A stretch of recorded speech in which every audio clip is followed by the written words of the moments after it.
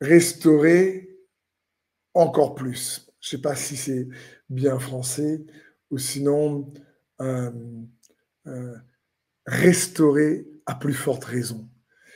Par la foi en Jésus, il y a une restauration, une restitution.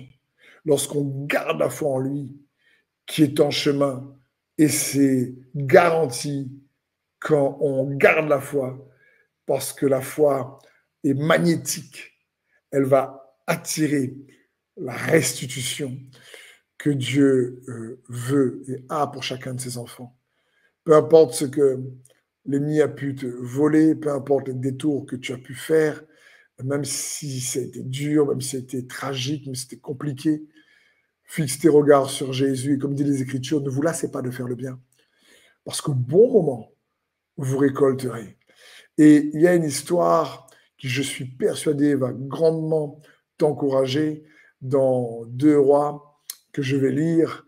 Et je crois que cette histoire est non seulement à propos, extrêmement prophétique, pertinente pour le timing de plusieurs en 2023 pour cette année. On va la lire ensemble dans 2 Rois 8 au verset 1. Élisée dit à la femme dont il avait fait revivre le fils, « Lève-toi, pars avec ta famille et installe-toi où tu pourras. En effet, l'Éternel appelle la famine. Elle vient même sur le pays pour 7 ans. » La femme se leva et agit conformément à la parole de l'homme de Dieu. Elle partit avec sa famille et s'installa pour 7 ans dans le pays des Philistins. Au bout des 7 ans, elle revint au pays des Philistins et elle alla chercher secours auprès du roi pour récupérer sa maison et son champ. Le roi était en pleine discussion avec Géasi, le serviteur de l'homme de Dieu.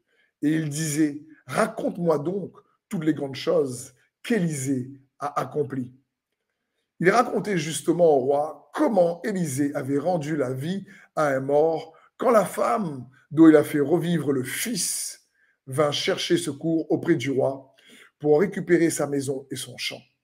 Géasi dit, « Mon seigneur le roi, voici la femme en question et voici son fils, celui qu'Élisée a fait revivre. » Le roi interrogea la femme et elle lui raconta toute l'histoire.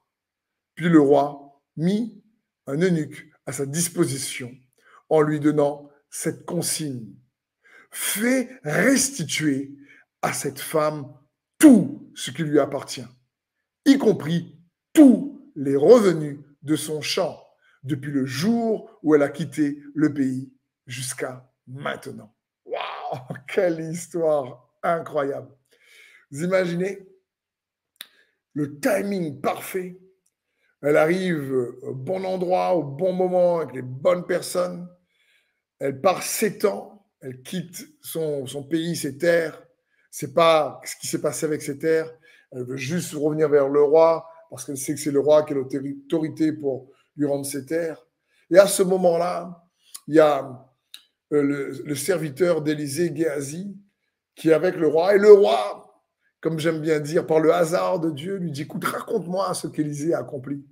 Et par le hasard de Dieu, Géasi raconte l'histoire que cette femme a vécue avec Élisée, parce qu'Élisée a ressuscité son fils qui était mort.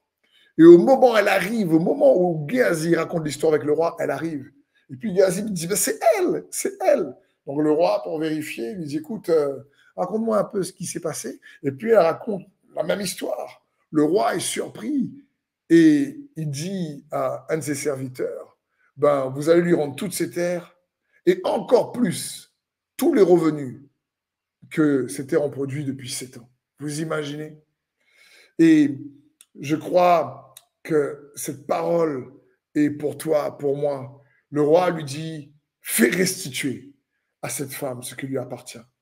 Et je crois que c'est le cœur du Seigneur pour ses enfants, pour toi, pour moi, pour ceux qui gardent la foi en Jésus, à plus forte raison maintenant que nous sommes en Christ Jésus, comme disent les Écritures. S'il nous a sauvés pendant que nous étions pécheurs, à plus forte raison maintenant que nous sommes justifiés par sa grâce. Il désire restituer ce qui nous appartient au bon moment. C'est pour ça que je t'encourage à tenir ferme.